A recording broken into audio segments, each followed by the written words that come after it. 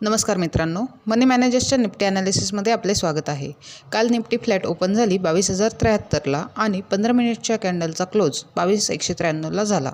त्यानंतर one side up move करत 22,300 देखील ब्रेक केले आणि 22,394चा हाय दिला आणि 22,337ला क्लोज झाली। डेली टाइम फ्रेममध्ये first time drop base rally formation तयार झालेले आहे।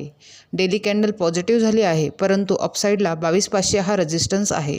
तो जर ब्रेक झाला तर निफ्टी 22,670 पर्यंत जाऊ शकते गॅप फिल करण्यासाठी। एक तासाच्या टाइम फ्रेममध्ये बघितले तर निफ्टीने एक ट्रेंड लाईन फॉलो करत आहे। 22,450 हा एक अपसाईड हर्डल आहे, तो ब्रेक झाला आणि सस्टेन राहिली तर अपसाईड चांगली मूव्ह होण्याची शक्यता आहे।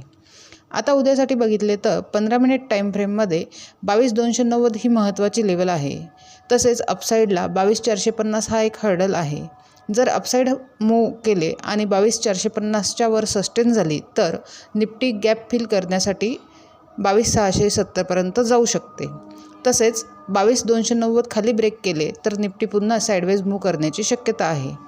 निफ्टीने डेली टाइम फ्रेममध्ये ट्रेंड चेंज केला आहे, परंतु वीकली कन्फर्मेशन बाकी आहे। तसेच आज एक्सपायरी असल्याने काळजीपूर्वक ट्रेड करावा। अशाच निफ्टीच्या ॲनालिसिससाठी चॅनल सबस्क्राईब करा, तसेच व्हिडिओ लाईक आणि शेअर करा।